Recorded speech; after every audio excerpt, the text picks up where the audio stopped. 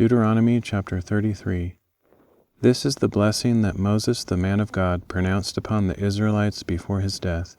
He said, "The Lord came from Sinai and dawned upon us from Seir. He shone forth from Mount Paran and came with myriads of holy ones, with flaming fire at his right hand. Surely you love the people. All the holy ones are in your hand, and they sit down at your feet. Each receives your words, the law that Moses gave us, the possession of the assembly of Jacob." So the Lord became king in Jeshurun when the leaders of the people gathered, when the tribes of Israel came together. Let Reuben live and not die, nor his men be few. And concerning Judah he said, O Lord, hear the cry of Judah, and bring him to his people. With his own hands he defends his cause, but may you be a help against his foes. Concerning Levi he said, Give your Thummim to Levi, and your Urim to your godly one, whom you tested at Massah and contested at the waters of Meribah. He said of his father and mother, I do not consider them. He disregarded his brothers and did not know his own sons, for he kept your word and maintained your covenant.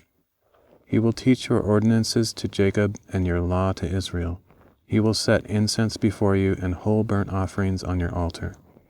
Bless his substance, O Lord, and accept the work of his hands. Smash the loins of those who rise against him, and of his foes, so they can rise no more. Concerning Benjamin he said, May the beloved of the Lord rest secure in him. God shields him all day long, and upon his shoulders he rests. Concerning Joseph he said, May his land be blessed by the Lord, with the precious dew from heaven above, and the deep waters that lie beneath, with the bountiful harvest from the sun, and the abundant yield of the seasons, with the best of the ancient mountains, and the bounty of the everlasting hills, with the choice gifts of the land and everything in it, and with the favor of him who dwelt in the burning bush. May these rest on the head of Joseph and crown the brow of the prince of his brothers. His majesty is like a firstborn bull, and his horns are like those of a wild ox. With them he will gore the nations, even to the ends of the earth. Such are the myriads of Ephraim, and such are the thousands of Manasseh. Concerning Zebulun he said, Rejoice, Zebulun, in your journeys, and Issachar, in your tents. They will call the peoples to a mountain, there they will offer sacrifices of righteousness. For they will feast on the abundance of the seas and the hidden treasures of the sand. Concerning Gad he said, Blessed is he who enlarges the domain of Gad. He lies down like a lion and tears off an arm or a head. He chose the best land for himself, because a ruler's portion was reserved for him there. He came with the leaders of the people. He administered the Lord's justice and his ordinances for Israel. Concerning Dan he said, Dan is a lion's cub, leaping out of Bashan. Concerning Naphtali he said, Naphtali is abounding with favor, full of the blessing of the Lord. He shall take possession of the sea and the south. And concerning Asher he said, May Asher be the most blessed of sons.